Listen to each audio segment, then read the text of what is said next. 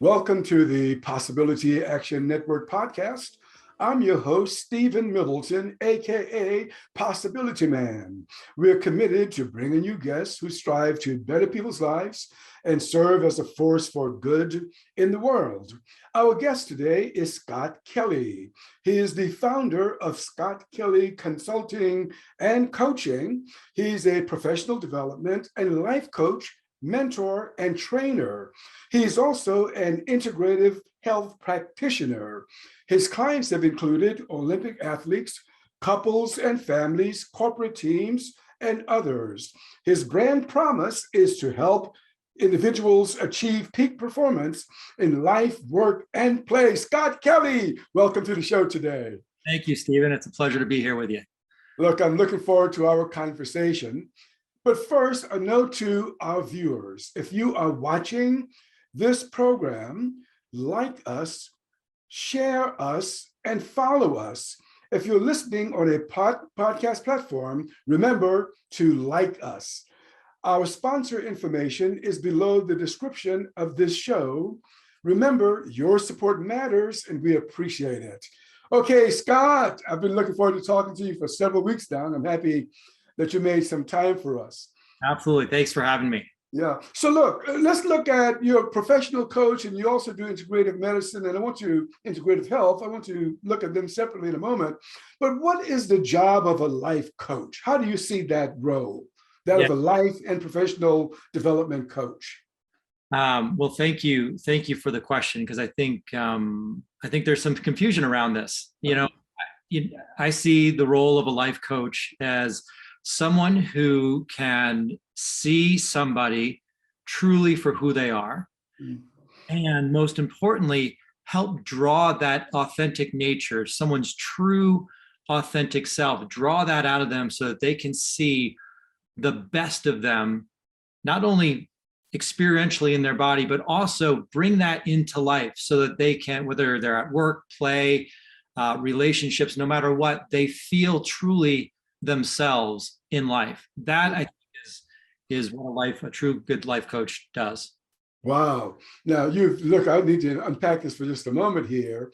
You said that, an individual, so we're looking at a person, and then you said that there is an authentic quality to an individual. Help us understand this. How can an individual be in the world and not be in their authentic self? Yeah, it's a great question.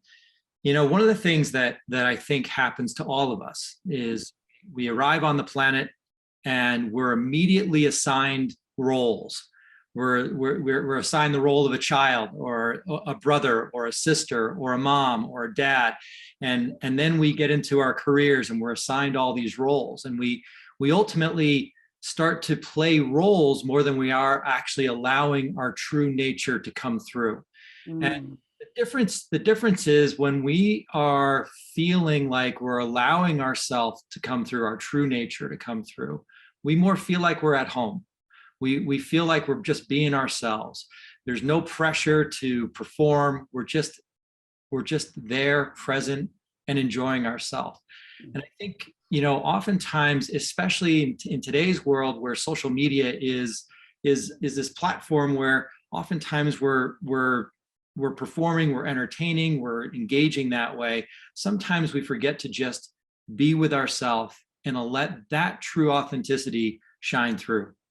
Wow. So I'm so curious about this true self. So as you look at an individual, you're seeing, of course, what they present. You're seeing their frame and all of these other physical characteristics, but you're telling us that there's something deeper in each individual. Help me understand what that is. Yeah. Deep within all of us is an essential nature. It's something that we're born with. It's something that we're gifted with just for arriving on the planet and taking on a physical body. And this essential nature comes with qualities such as joy, happiness, well-being, clarity, the capacity to have new insights and fresh thinking. And it feels it feels free, it feels open, it feels like we're just home. This is kind of our primary nature. Our secondary nature are all the roles that we take on. Ultimately, what we want to be able to do in life is we've signed up in humanity to take on roles. That's just what we do. But ultimately, we want to allow our primary nature to inform our secondary nature. In other words, if we can allow our authenticity to inform being a parent, to inform being a CEO, to inform being a spouse, to inform being a playful, curious child, we can allow more of that authentic nature to be present within us. And that ultimately, Stephen, I think, is what connects human beings together, because that's what we all have in common. What is in common for all of us is our primary nature. Where we're different is in our secondary nature. That's our personal expression. So if we can all be, connect in that primary way, we can find more resilience within ourselves, more authenticity, more playfulness, more connection, and ultimately have more fun while we're here. Wow. So I can imagine you saying, when a client walks into your office, if you're doing a face-to-face or even a Zoom, and they may be like downtrodden. And I can just imagine you saying or thinking, there's more to you than what you think you are. Is that about right? Yeah. I was literally just having a conversation with a client yesterday, and we were talking about, this idea that when somebody walks into my office, they're coming in with a whole bunch of ideas that they think are problems. But when someone comes into my office, I don't see them as somebody who has a bunch of problems. First, I see them as someone who is miraculously here on the planet. Someone who has this unbelievable, true, essential nature that wants to lead and wants to come through. And ultimately, I see them as someone who is whole and healthy, that have, may have had experiences in their life where things have gotten in the way of their health, but it doesn't mean that their essential nature of health is gone. And so it's really just helping them see all of these things are still ultimately true, and then allowing them to let go of the things that they see as heavy problems. Okay. Yeah. I want to look at coaching a little more, and I want to look at life coaching and professional coaching. I'm going to look at this just like a human being. So I was listening or reading something recently, and they were talking about the people who may be affected by anxiety, depression, and, et cetera. And they said that, look, this even goes back to kids in elementary school, that you don't have to be an adult to feel those kinds of pressures. So my question here is that, are people really dealing with those kinds of things on a daily basis, including our children? Is this a real phenomena, or is that maybe some exaggeration? I think it is. And this is kind of where, not kind of, but I think this is really where things can get a little bit confusing. And what I mean by that is there are multiple facets around what can create anxiety in the human organism. Okay. And I can talk about it from a couple of different angles. If we talk about it from the mental and emotional side, what we can see is that I can be overwhelmed by the thinking that my brain is creating, by the lenses that those thoughts are creating for me, and by what I'm seeing through those lenses into the world. And I go, and I feel overwhelmed. That's one way that we can talk about anxiety.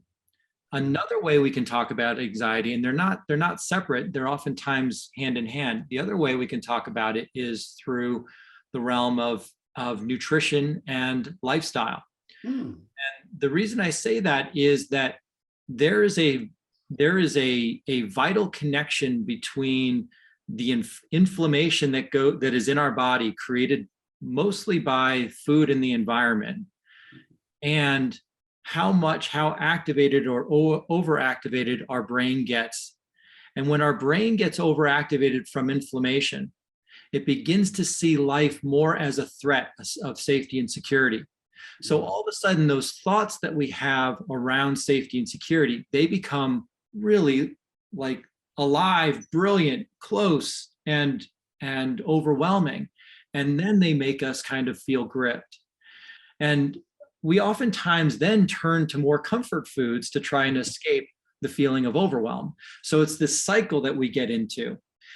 What I've seen in the work that I do is that if someone is feeling anxious, overwhelmed, depressed, that it's so vital to look at their overall life and lifestyle, looking at nutrition, looking at hydration, looking at their sleep and their rest, looking at their movement, looking at how they engage and connect with people. Because if we leave that out of the equation, we're ignoring how food in the environment can influence our hormones and our neurotransmitters, which can impact how we think and the clarity of of how we think. So it's so important to pull the lens back and not just label someone as anxious or depressed, but maybe pull them back and say, hey, let's take a look at, is your body inflamed? And is that creating an overstimulation of your thinking? Yeah. I've heard some of this before, but never as clearly as you just articulated it. So let me make sure that I get this. I want to make sure that everyone sees this, is that you're saying, sure, anxiousness, depression may come from a life experience, but we should not roll out, how food, our nutrition, may amplify a sense of dread and discomfort. I mean, that's important to know. Beautifully said, Stephen. That's exactly right. So a person then who may be experiencing these things, either from life experience or poor nutrition, in your experience as a life coach, would you say that there's hope for these individuals, for them to overcome them?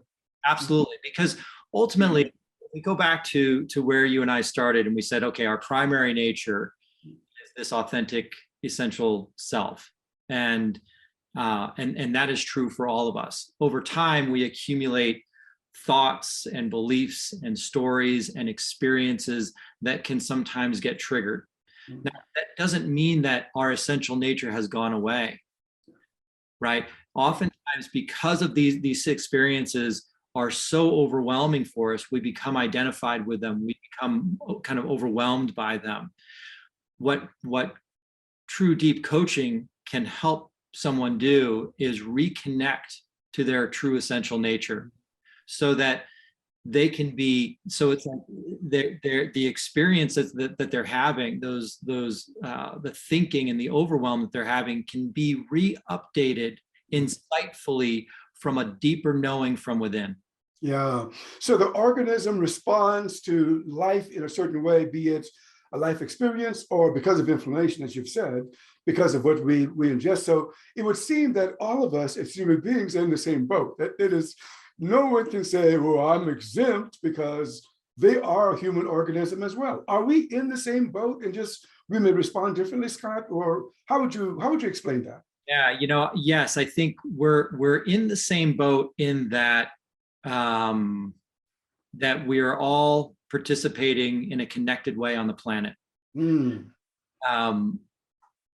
But we also have biochemical individuality. And what that means is you and I can be exposed to, say, a similar toxin or similar inflammatory food.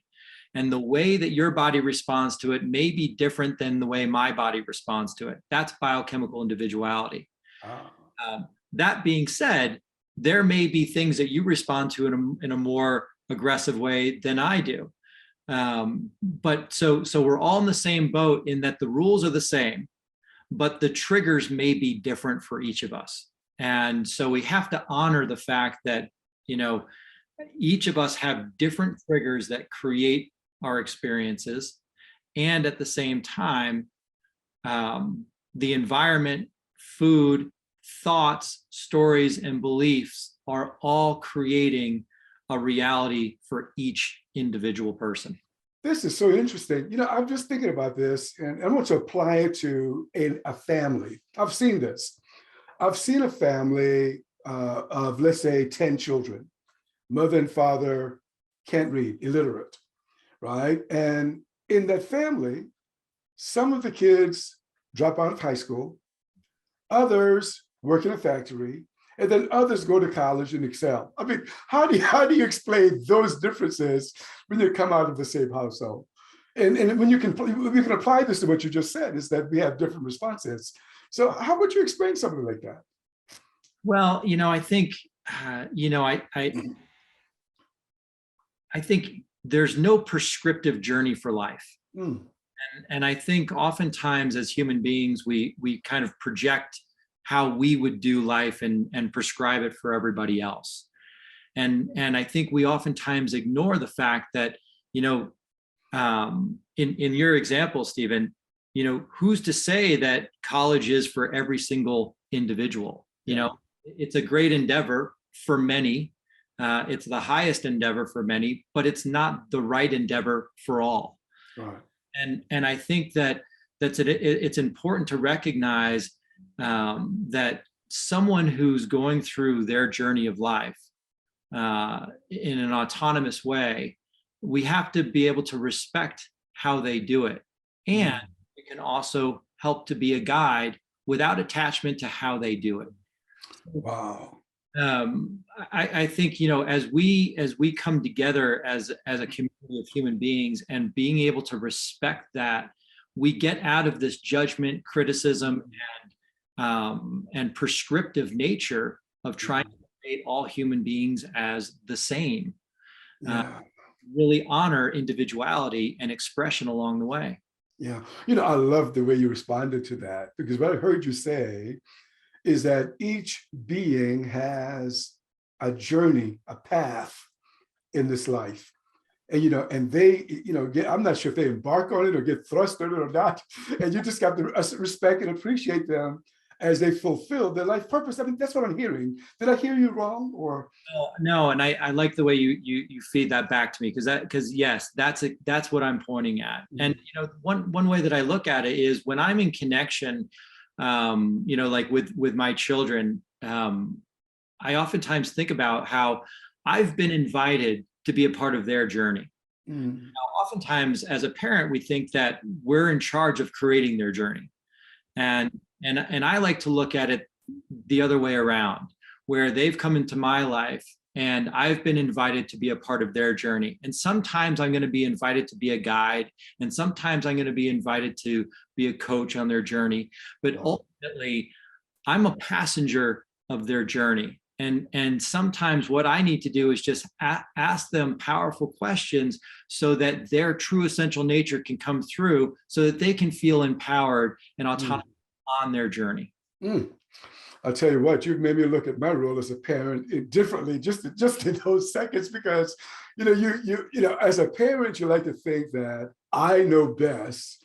And in fact, I can remember my parent telling me, I'm the parent. But you're saying something else. You're saying that the passenger in many ways can be the parent on a child's journey. Can you say more about that, please? And especially as it relates to, we live in a very competitive world. Parents want the best for their kids. We want to push them in various directions. How do you see this? How do you see this? Yes. Yeah. It's not I don't think I see it in a real passive way. I think it's a collaboration, but ultimately, as my children get older, I want them more and more to take the lead. And I encourage them to take the lead and encourage them to also look at the resources around them, so that they know that they can perhaps, ask me, ask their mom, ask their teachers as guides to help kind of inform them along their journey. The other way that I look at it, Stephen, is that my children being in my life, they invite me to see something even more about myself and about my capacities. So instead of kind of being this pillar up here above them, what I kind of see is, look, we are human beings, and you being in my life is an invitation for me to see something deeper about myself that I couldn't otherwise see without you in it. And Wow. I'm going to be on a growth journey just as you're on a growth journey. Yeah. They're going to be different, but we're complementing each other in our invitation into each other's life. That's important. Now I can see clearly why, because you work with couples and families. I can see why family may want to talk to a life coach, because you would think that being a parent is intuitive, but the kinds of things you just shared with me are not always intuitive for some individuals. Yeah, you're absolutely right. And I think a lot of that comes from this idea that as parents, we are here to kind of drag our kids along the path that we think is best for them. Mhm. And I just think that there's so much gift that children can provide in their playfulness, in their connection, Mhm. in the qualities in which they're so already close and connected to nature, that we can learn so much from them being in our lives as they can learn from us. And if we can keep that as an open opportunity, we can really cherish that experience of being a parent and being a child.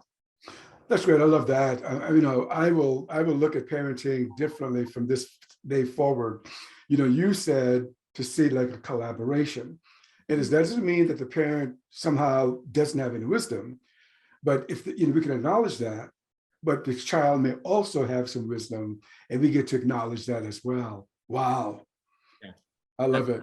Yeah. So I want to shift now, and I know that they're not mutually exclusive, but we've been looking, the way I'm looking at this, mostly at life coaching.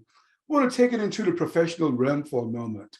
And if I'm just going to throw out a couple of professions for you. Let's take carpentry. Someone may say to me, I'm a skilled carpenter. I've been in this vocation for a long time. Why do I need professional coaching? Why would that benefit me? Or I was a former teacher, so I can imagine my colleagues saying, look, I'm trained in my field. Why do I need professional development coaching? Or, let's take it into politics or business, the same kinds of things. So I want to step back and first ask the broad question, why would a professional who's already trained in the field they're in, why should a company believe that that individual could benefit from professional coaching? The professional development, pardon me. Yeah, no, I love that question. I think it comes back again to kind of where we started, and that is that when we're the CEO of a company, we're a carpenter, when we're a teacher, we've taken on a role. And oftentimes the longer we're in those professions, the more we forget how and why we stepped into that profession in the first place. And when we forget, we oftentimes lose our creative spark. We lose our sense of resilience. We lose our clarity of mind.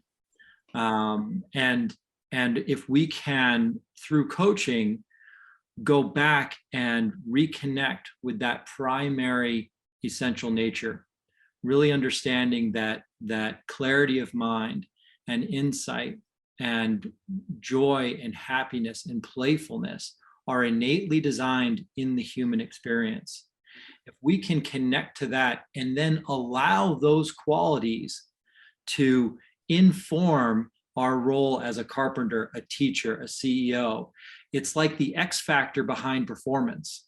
It allows us to see our job, our career, our role, our day-to-day in a fresh, clear way that seems exciting again. It's kind of like, being reinfused with the excitement of why we stepped into that pathway in the first place. Yeah. And ultimately, it helps us avoid the experience of burnout when we can always be fresh from that perspective. We can more easily avoid burnout and more importantly, bring creativity to the work that we're here to do. That's interesting. Gosh, it's like, okay, yeah, you're a skilled carpenter, that's for sure. I love the way you saw your boards or make your cabinets perfect. Or you're a great teacher, I love it. And then you say, wait a minute now. There's more to you than the skill that you bring to carpentry. Wow. Oh, I tell you, let me see if I can capture. I'm trying to capture this, Scott. I mean, because you're telling me that, look, when you look at the human being, there's something there that sometimes you recognize and cultivate. Sometimes you don't recognize and do not cultivate, but you're saying that a skilled coach can help fan the flame of what's already there. Now, tell me more. And why do you think that something is already there? Why would you think that? Well, everybody has had the experience of having a new, fresh insight or an aha. And the question is, we oftentimes just kind of take it for granted. We take for granted the fact that, at night we went to bed gripped by a so-called problem or challenge, and we woke up the next morning and we go, got it, understand. And we oftentimes just, it's almost like we take it for granted. We don't think much about it. But if we pause for a second and say, well, where did that new, fresh idea come from? Where did this new perspective come from? How did you go from a gripped state to an elevated state where your perspective changed? How did that happen? Yeah. And if we really just acknowledge all the things that are already happening on our behalf, and if we looked at it from a health perspective, we'd be blown away at all of the things that are intelligently happening from within on our behalf. We start to realize, holy cow, I'm a miracle. I'm a literal miracle with all of the things that are happening from my mental, emotional to physical health that are happening moment to moment. I'm a literal miracle. And if that's true, then there must be so much more on offer within me. I simply begin to get curious. Wow. And this is oftentimes where we start, is just getting curious about all the things that are designed in life, that are invisible, but are happening on our behalf. And if we can be open to that, we can allow our roles in our physical life be informed by this formless kind of intelligence. That's great. Comes from. That's great. Look, in your profile, in addition to professional development coach and life coach, you also see yourself as a mentor. My question here is that, are you using these like all one, or do you make a distinction between life coaching, professional coaching, and mentoring? Well, mentoring, oftentimes I'll work with coaches as well, and help kind of them see their truer nature and become more empowered coaches for their journey. Okay. So I do some one-on-one work and some small group work with up and coming coaches and coaches who have been around, who are just looking for kind of a fresh lens and a fresh start. I see. Okay. So I want to talk about why would someone look in the direction of working with a professional coach or a life coach, because there would be something to spark them this, okay, this may be of value to me.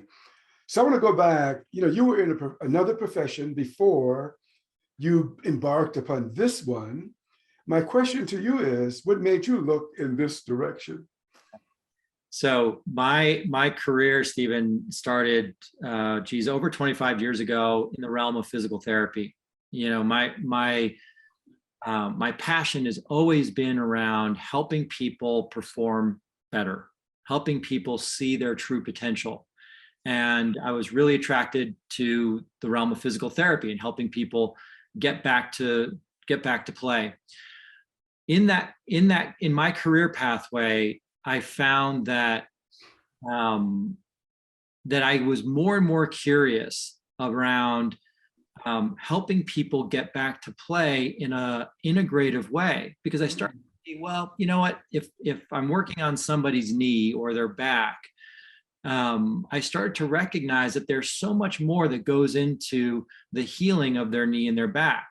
Some of that came from this understanding about how nutrition plays in the body and the importance of putting in nutrient-dense foods so that the body has the correct materials to build and rebuild new tissue. And once I started to understand that, I was like, wow, that just kind of up-leveled physical therapy for me in a big way and helped people get to a whole new level. And then I started to see that the behavior change required to change their nutrition was much more of a psychological, mental, and emotional piece. Mm-hmm. And that's where I started to really dive into positive psychology and understanding behavior change.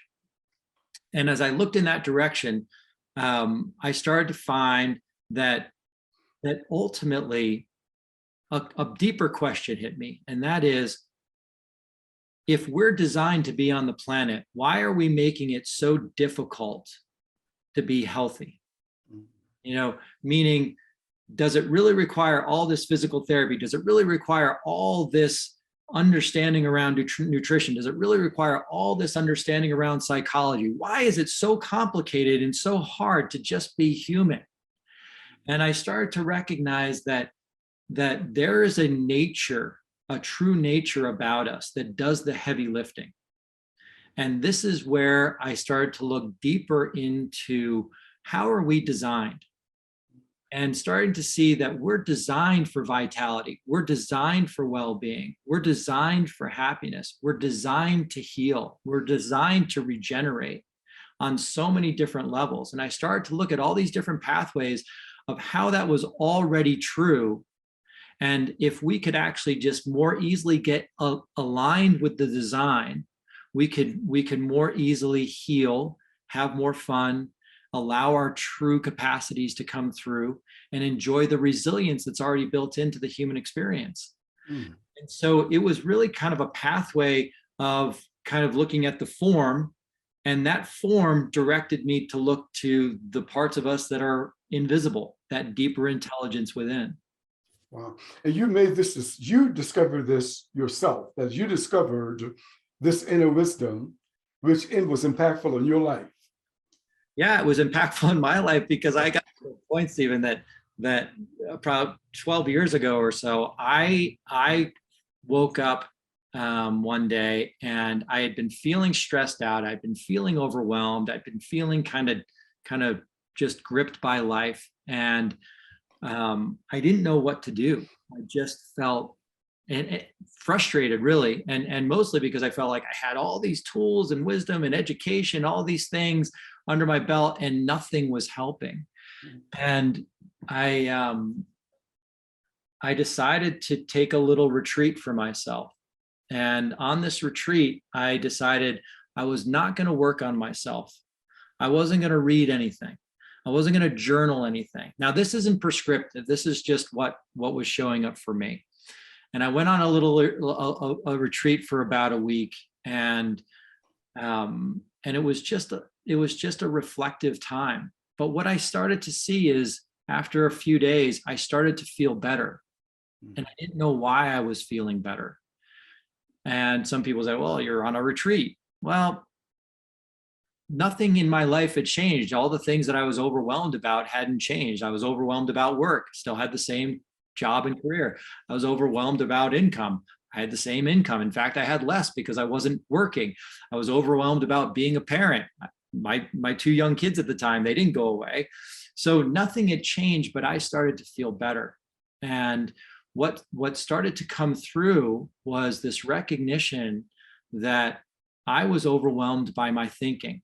What I didn't know before that experience was that my thinking comes and goes. And along with that was this idea that there was a self-corrective nature of how I could be in a low, overwhelmed state, and then my state can change. Now, that may not sound like hugely insightful, but for me, that was really insightful, because at that time, I thought it was my job to change my mood. I thought it was my job to manage my thinking. I thought it was my job to think positive thoughts. And so I was constantly in my own brain managing positive and negative thinking. I was constantly in my body managing positive and negative feelings and emotions, which put me on, like, I was like a guard dog for thoughts and emotions. Being a guard dog for our thoughts and emotions takes us out of being present with life, takes us out of being with our true essential nature, takes us out of our true natural self. And what I recognized in that moment is that I didn't have to do so much work to feel better. All I had to do was be present with the intelligence that was within me, that was self-corrective. And once I started to see that, I couldn't do a lot of the work I had been doing in the past. And I had to move forward following this true nature that I see in every single human being. Wow. Ooh, okay. This brings me back, because I'm glad you said that. Because as I looked at your profile, you did note things like there's a hidden vitality in everyone. And I could have changed it a little bit here. And you say that, everyone has an inner clarity, another way that you put it. So help me understand this now. You're saying that you began to recognize this in yourself. Mm-hmm. And the website that I saw about you, you're saying that people can recognize this in themselves. Did I get that right, or what am I missing? That's right. That's right. Where, if we kind of strip away, if you and I stripped away everything about the qualities about our life, if we strip away our roles, if we strip away race and religion, and we strip away all of the differences that you and I may have that look different on the surface, if we strip that all away, what we have in common is that we are human beings. And if we go deeper than that, what we have in common is that you and I are being animated by the intelligence of life. And if you and I can look in that direction and see what's ultimately true and common between the two of us, then we can allow something that's truer than the roles that we're playing, truer than race, truer than religion, truer than any job or career. What's true is that we're being animated by an intelligence of life that is in this human body, that is called the human being. And now we take that human being and we go out and we express it in all these thousands of different ways, and we celebrate life. But what's important for me is to help people recognize that long before their roles, there is a level of clarity that is innately designed within them. It may look different for each person, but it's of the same source. This is what we want to be able to connect to, so that we can be the full expression of who we are, number one. And number two, probably even more importantly, recognize that every single human being on the planet has this too. And that if we can celebrate that within each other, we can then more easily celebrate the differences that we have with each other. That's hopeful. That gives us a chance for sure. So now, I want to shift the gears a little bit to integrative health. What is integrative health? What does that mean to you? Yeah, what it means to me is seeing the body as a whole unit of health first and foremost. It's called integrative only because as human beings, we've innocently divided this wholeness into siloed spaces. We look at the muscle skeletal system, we look at the organ system, and we look at the immune system. We look at, we separate everything out into all these different systems. And ultimately, these systems don't exist independently. They exist as a whole. And so, oftentimes we would call it holistic health. Oftentimes people didn't like that term because it sounded too woo-woo. as more and more medical doctors got onto this idea and understanding of this integration model, it turned into integrative health, integrative medicine. But really, the true understanding is, if we pull the lens back, there is nothing that operates independently within ourselves. That every system, every organ, every aspect of the human being is dependent on every other aspect of that organism. And more importantly, if we pull the lens back even a little bit further, that organism is dependent on all the other organisms that it's surrounded by in nature. And this is where we've really lost connection. It's not only have we lost connection within ourselves, we've lost connection with nature itself. And that's why food now becomes such an important piece of the healing process of helping someone feel whole again. So to come back to your question, integrative health is just seeing someone as a whole, healthy organism. I see. Helping them reconnect to that wholeness. I got you. That would make sense. Good foods is important. Yeah. Mindfulness is important. Movement is important. You're saying none of those things are excluded, but that's wonderful. Now, you mentioned positive psychology early on.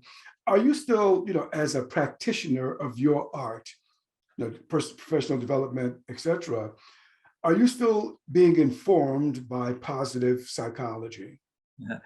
Yeah, I appreciate that question so much, Stephen. And I think there's certainly a role for positive psychology in my own journey and pathway. What I see is that that we're designed innately for health, well-being, optimism, and positivity, if we're willing to look in that direction. So as much as I'm not informed so much by the field of positive psychology, as much as I'm informed by the understanding of our true innate nature. And when we connect there, we can allow new, fresh perspective of who we are and what life is to come through more easily. Yeah. Positive psychology was a step on my journey. For me, my experience of positive psychology, and it may be different for everybody, my personal experience was that it was a little bit of thought and emotional management. And what I see now is more of a self-corrective, truer nature of human beings that we can connect to and don't have to manage our experience so much. I find that interesting because I'll tell you how it hit me. What you just said hits me this way. It's like, okay, you can do it the hard way. You can have your list of prescriptions.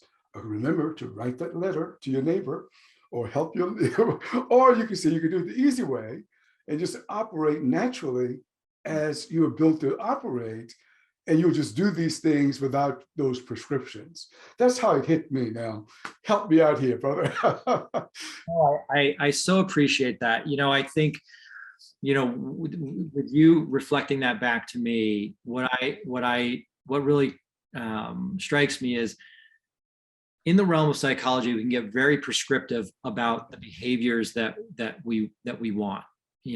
What I think you and I are pointing to is kind of far upstream, understanding that once we connect with our true essential nature, all of the things that we would want, gratitude, appreciation, love, connection, joy, all of those things are byproducts.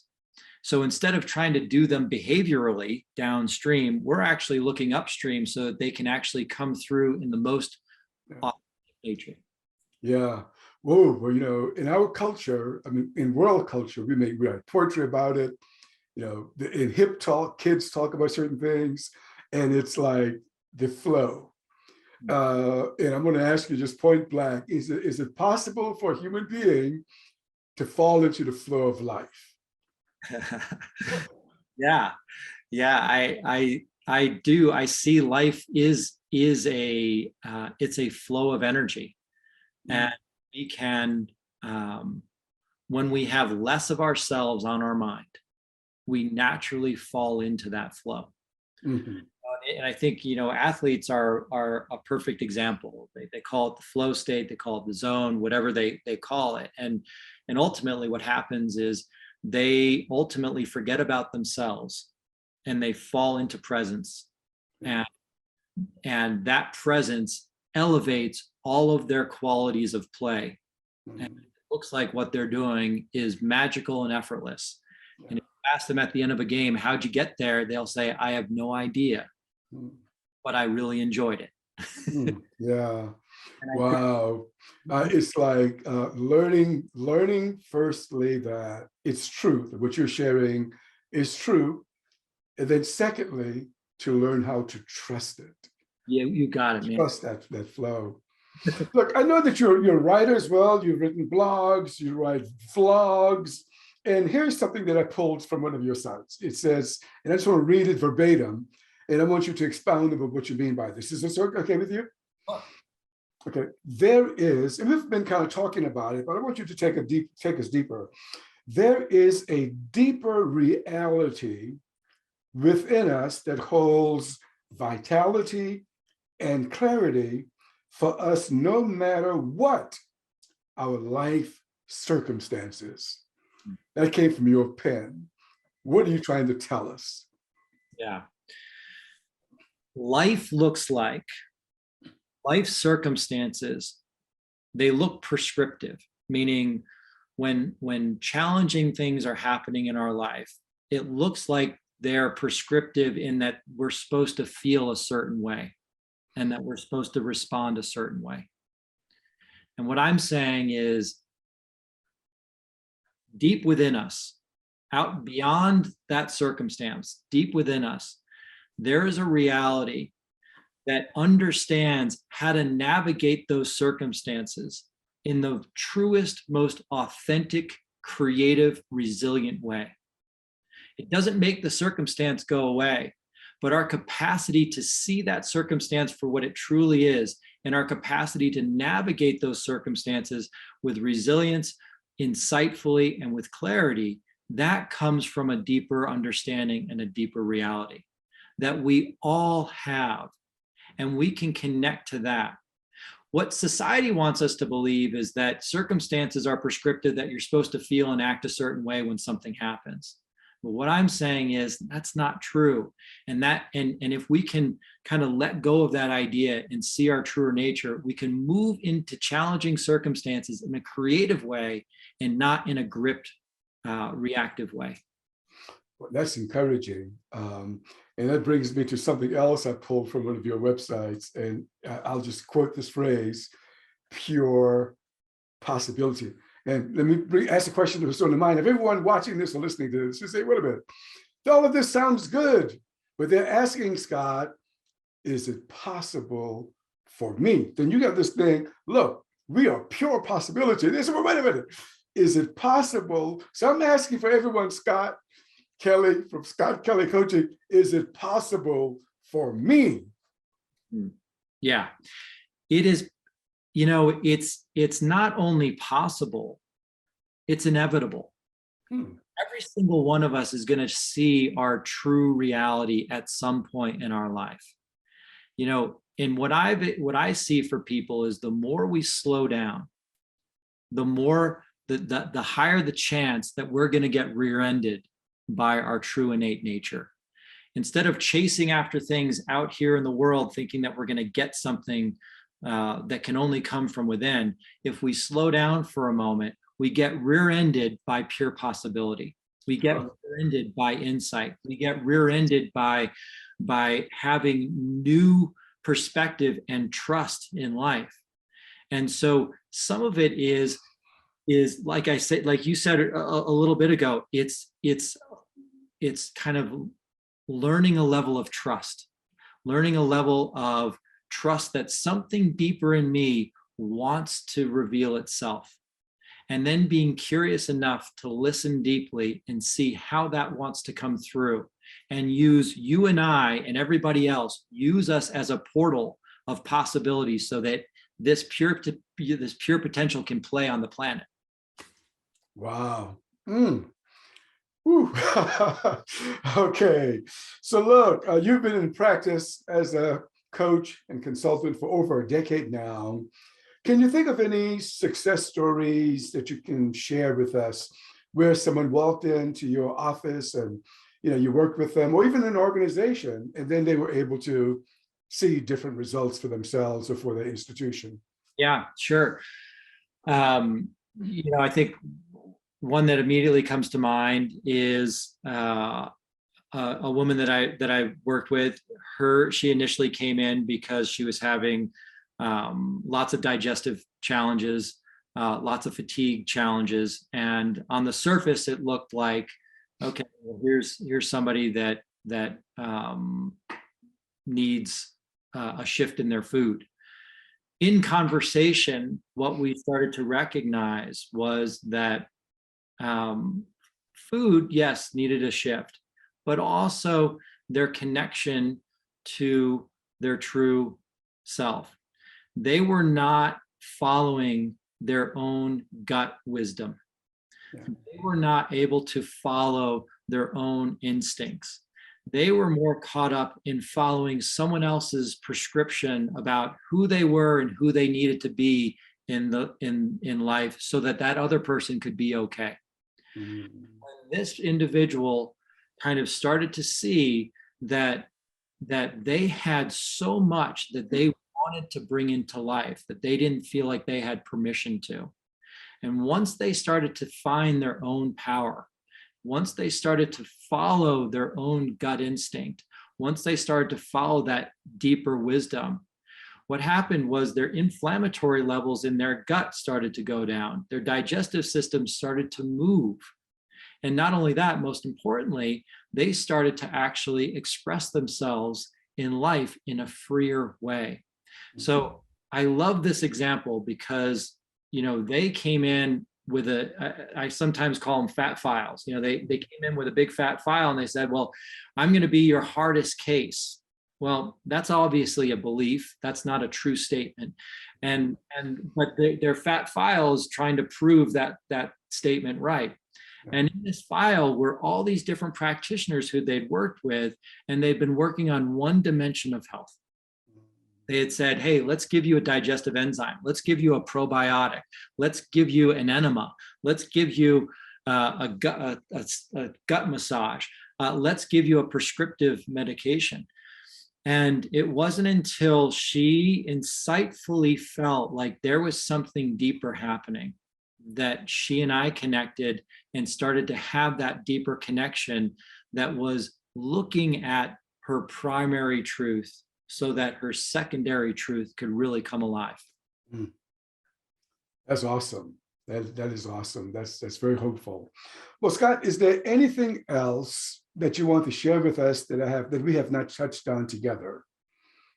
I don't know, Stephen. We've I feel like we've run the gamut here. We've covered a lot of ground, and I so appreciate you asking insightful and curious questions, because I feel like we've explored a lot. So thank you very much. Yeah.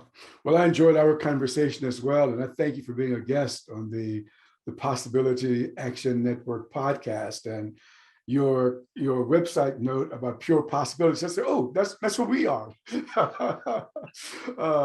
Okay, well, Scott, thank you so much for being with us today. Really appreciate it. Thank you, Stephen. It's been a pleasure. Thank you. Okay. You have been listening to or watching the Possibility Action Network podcast. Our guest today has been Scott Kelly, the founder of Scott Kelly Consulting and Coaching. I'm Stephen Middleton, your host. Until next time, good day